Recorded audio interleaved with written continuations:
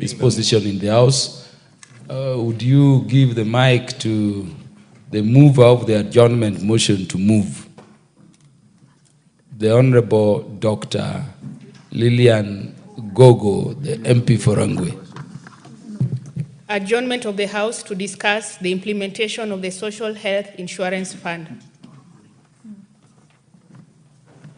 Dr. Lilian Gogo. Thank you so much, Honorable Speaker and Honorable colleagues, for coming to discuss this matter that is of national importance. Honorable Speaker, healthcare is a basic right, and a healthy nation, Honorable Speaker, speaks to the development and progress of that nation. Social Health Insurance Fund is designed to improve universal... The Honorable Lilian Gogo, would you first move? Just to the extent possible. I know the motion is in terms of what was approved. You don't have to read the whole of it, but if you can pick so that you move. I was just doing a component. I was just about to finish. Thank you, Honorable Speaker. The objectives are commendable as it aims to bridge critical gaps, though the rollout has faced several challenges, and it is important that we look at this as a matter of national importance. I beg to move, Honorable Speaker.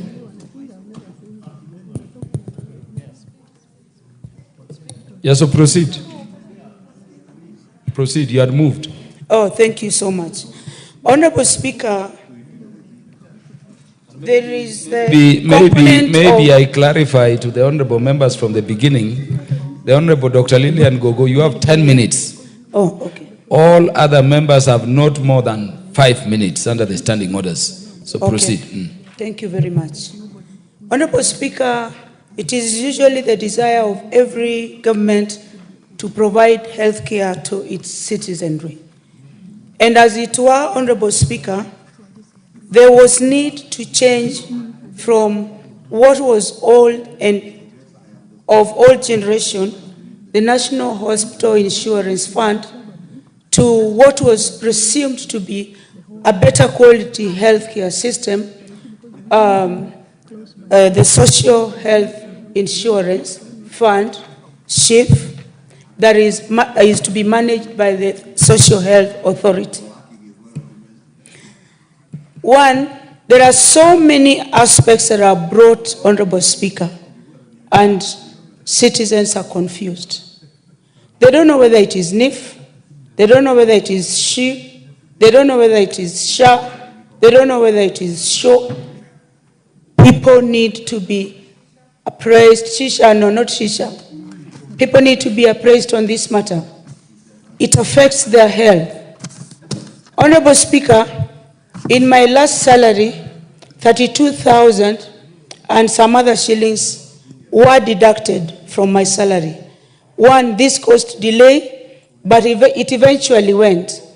And I'm told that those who are not able can pay as low as 500 shillings and still get health care. But the challenge that I have, Honorable Speaker, that is making me raise this matter is these monies, do they go to the ground, Honorable Speaker? Do they go to the intended persons, Honorable Speaker? Honorable Speaker, how much has this particular program allocated for the purchasing of equipment, Honorable Speaker? How much, Honorable Speaker, has this program put aside, this health insurance, how much has it put aside for the training of healthcare workers, Honorable Speaker? We have seen our highly trained doctors and nurses. We have seen our highly trained doctors and nurses being encouraged to go and look for jobs abroad.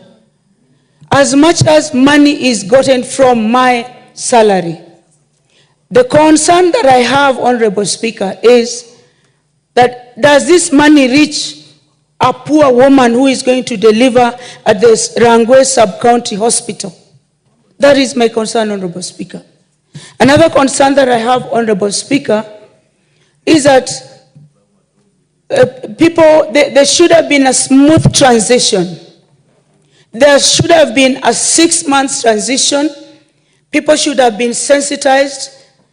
But because of issues of trust, the citizens, Honorable Speaker, are refusing even to register in this social health insurance fund. They are refusing. It has not been explained well to them why they need to pay for it. And the money is delayed, Honorable Speaker. When you go to the hospital, you are told that you have not been transferred to Shif. I get messages on my phone saying that I've been successfully transferred to Shif. Now, am I successfully transferred to Shif because probably I'm a member of Parliament, or do the other normal citizenry, Honorable Speaker, do they get the same messages? And if we are able to do that, why not do it for everybody? Why not do it so that people don't go to our hospitals and they are turned away, Honorable Speaker? And the persons who suffer most, Honorable Speaker, are the women.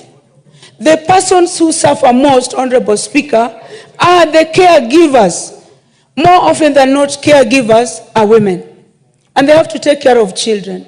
They have to take care of the vulnerable, people with disabilities. They have to take care, Honorable Speaker, of the elderly. And you go to hospital, you're turned away.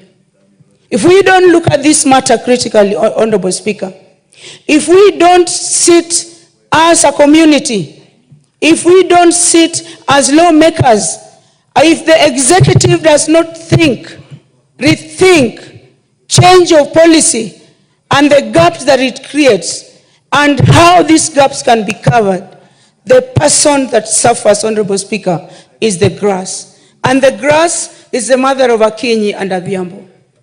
Honorable Speaker, allow me to say this. I think we are taking Kenyans for granted, Honorable Speaker.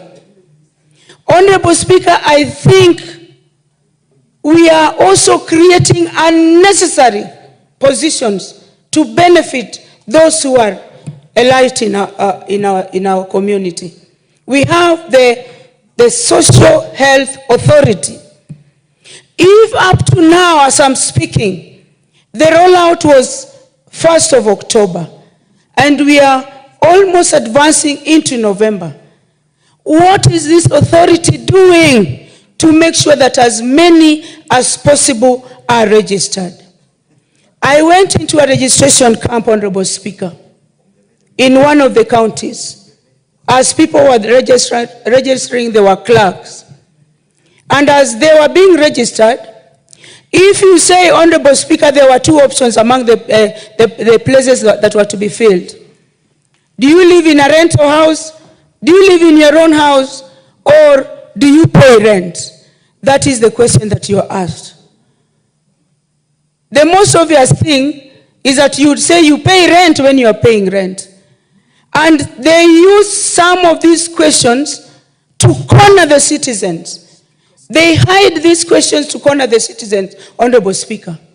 When you say that you are paying rent, then it means that you are salaried, and they go for your salary. You're staying in your own house, then they put you in a category of people who are paying less. Why can't we have a foolproof system, Honorable Speaker? Why don't we have a system that moves smoothly, Honorable Speaker? Honorable Speaker, it is my concern. It is my concern that we are failing most sectors of our economy. But the one is healthcare. All of us today are seated here, Honorable Speaker, because for one reason or another, or by grace of God, we are well. But if you go to our hospitals, Honorable Speaker, people are writhing in pain, absolute pain. And with the increment of cases of cancer, Honorable Speaker, I'm so shocked that right now, the middle age are getting cancer even the more, Honorable Speaker. How are we going to take care of our young people? especially if we have a healthcare system that cannot be rolled out smoothly. Besides that, Honorable Speaker, we have a healthcare system that cannot make money reach where it is intended to reach. Private hospitals provide a substantial amount of assistance. Only 1 second. 30 seconds to conclude. I thank you. Thank you for the 30 seconds. Private hospitals provide healthcare, Honorable Speaker. These are people you can never negotiate with. But when our people go, they are turned away. When they go to public hospitals, they are turned away. Where will the Kenyan poor, Honorable Speaker, go to? As a member of Parliament, I go to the constituency. I am told by my teaching community, I am told by the elite of the community, please talk about she, sha, show. I thank you. The chair of the departmental committee in charge of health, the Honorable Dr. Pukose.